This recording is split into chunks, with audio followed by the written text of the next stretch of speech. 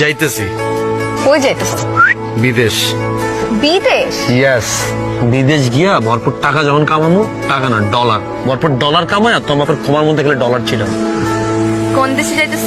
কোনো ধুন ফোন দেশে যাইতেছি না, ডিরেক্ট আমেরিকা। আমেরিকা?